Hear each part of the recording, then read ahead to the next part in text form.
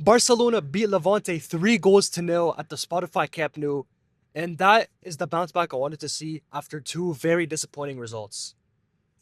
This game was pretty much very dominant. I mean, Levante didn't have much chances. They had one at the beginning of the game where Juan Garcia made a crucial save. He made a beautiful save, and it was looking like one of those games where he was just going to bail us out.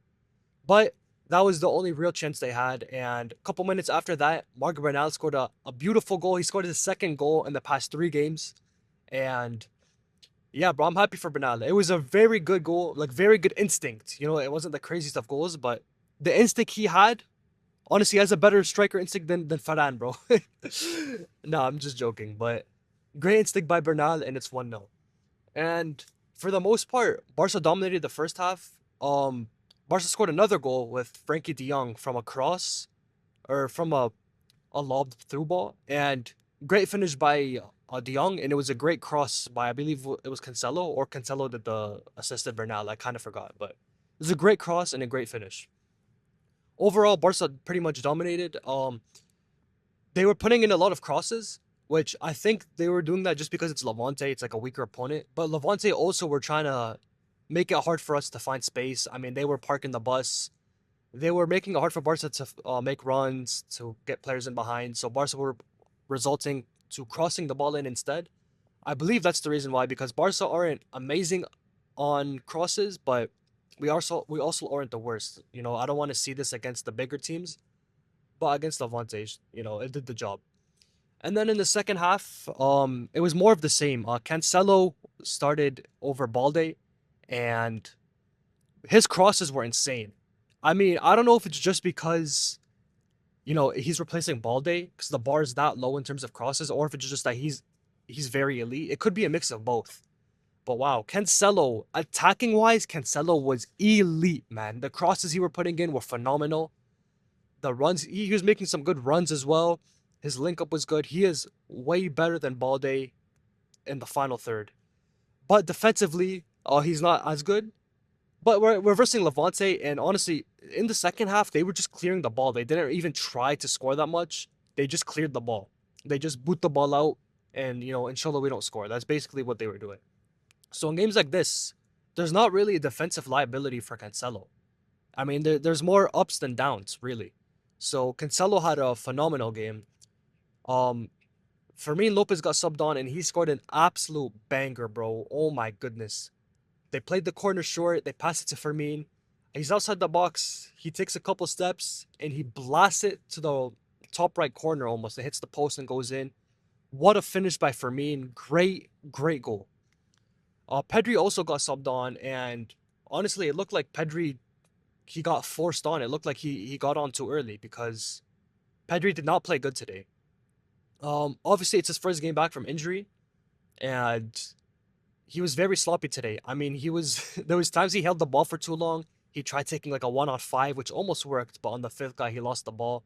Some of his passes were pretty sloppy. He lost possession that led to a counterattack for Levante. I almost forgot the name. So yeah, overall, Pedri was horrible today for his standards. But he just got back from injury and he didn't have much time, so I'm not gonna say Pedri's washed or anything. That's ridiculous. He just needs to get back in the flow because it's been a while since he played. So yeah, overall very dominant. I think we putting on too much crosses though.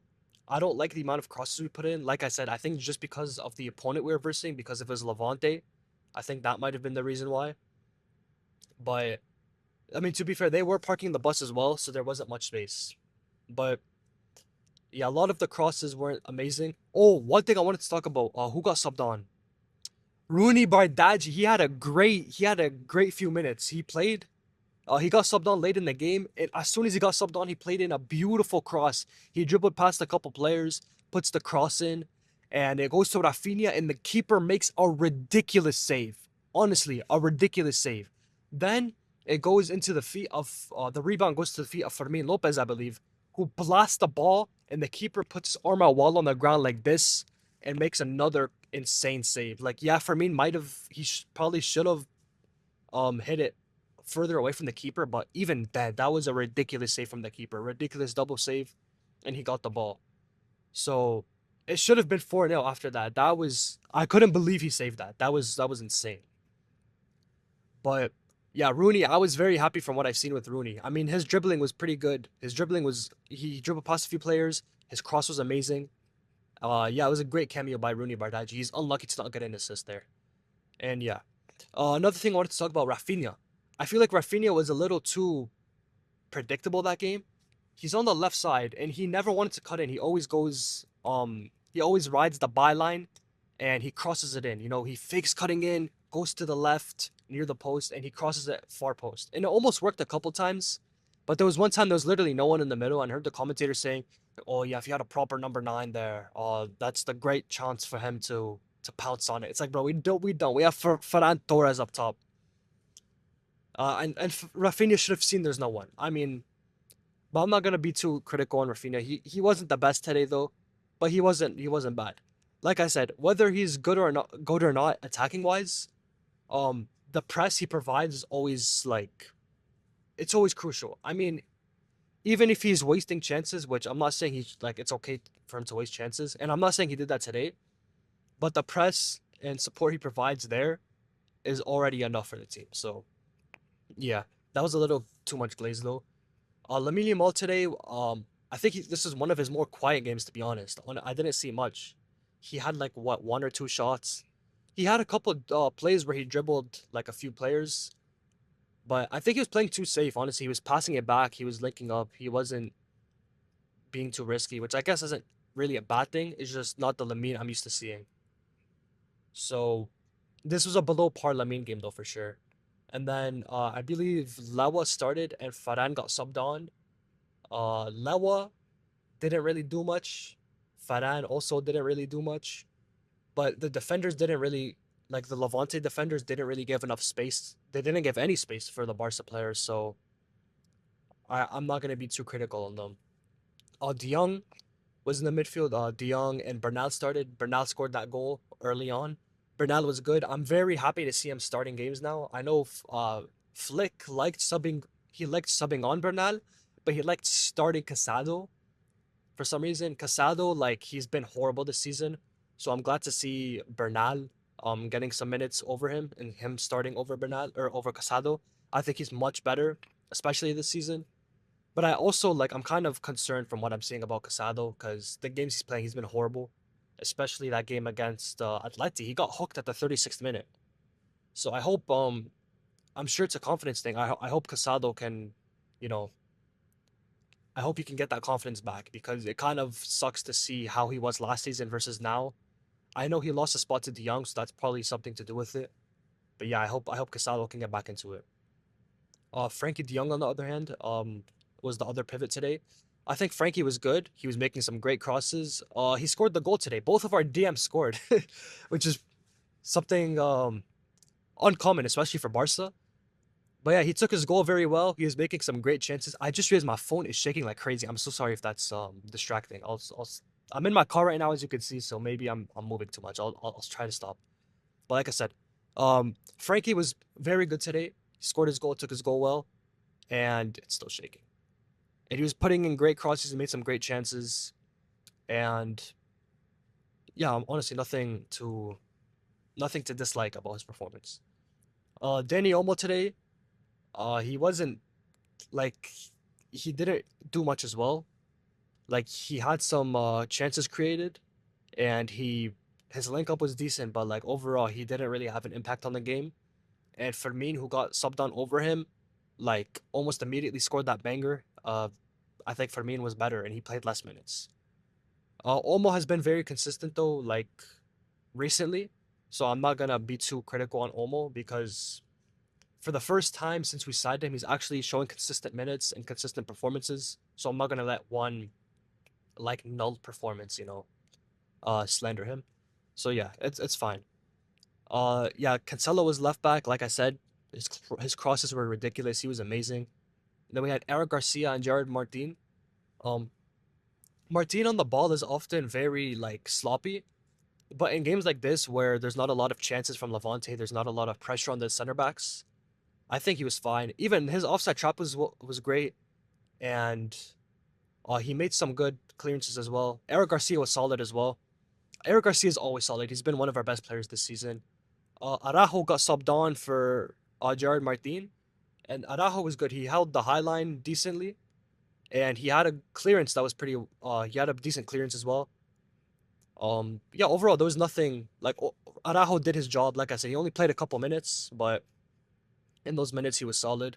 So as I always say, when Araujo plays these minutes and he's solid, I want to see these for a full 90, and hopefully he can do it with a full 90, especially not making these mistakes like he made against Chelsea earlier this season.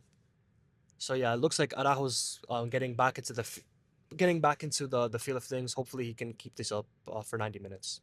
I just yapped like crazy. I might have to cut that out. And then who started right? Yeah, Koundé was right back. Koundé wasn't bad today. Defensively, he didn't make any mistakes. There was no mistakes to really make. Going forward, he was decent though. He wasn't amazing, but he was okay.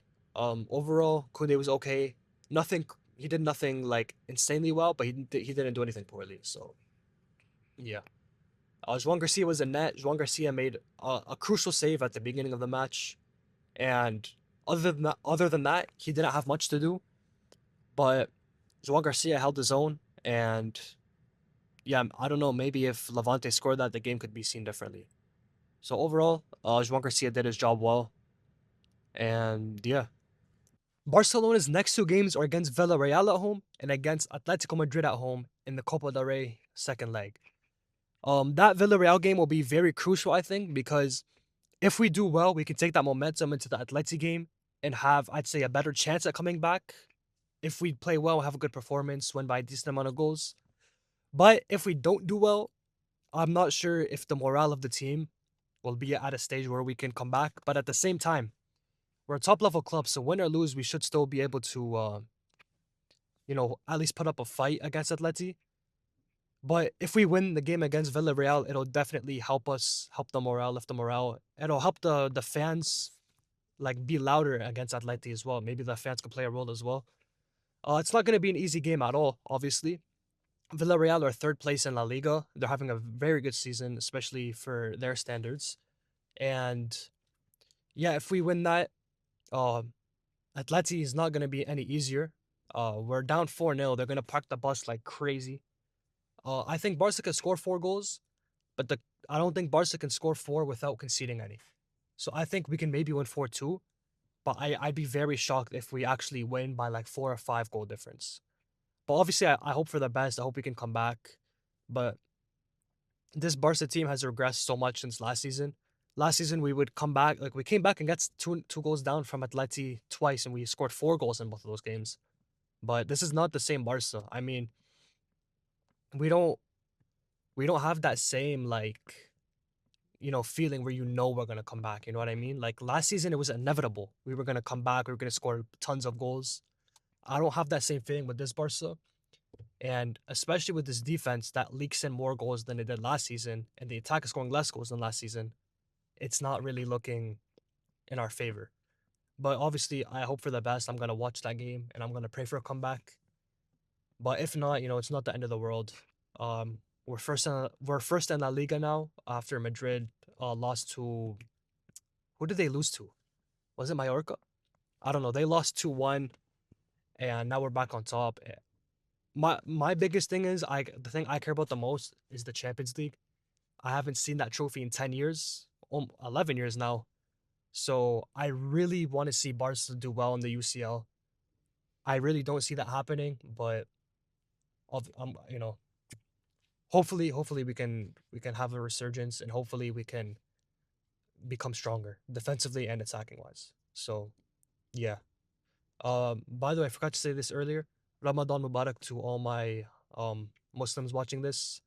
If you've seen the cut in the video, that's because I went to go break my fast. I recorded this too close to iftar, so my bad for that. And yeah, anyways, I'll see you guys, I believe, on Wednesday for the game against Villarreal. Peace out.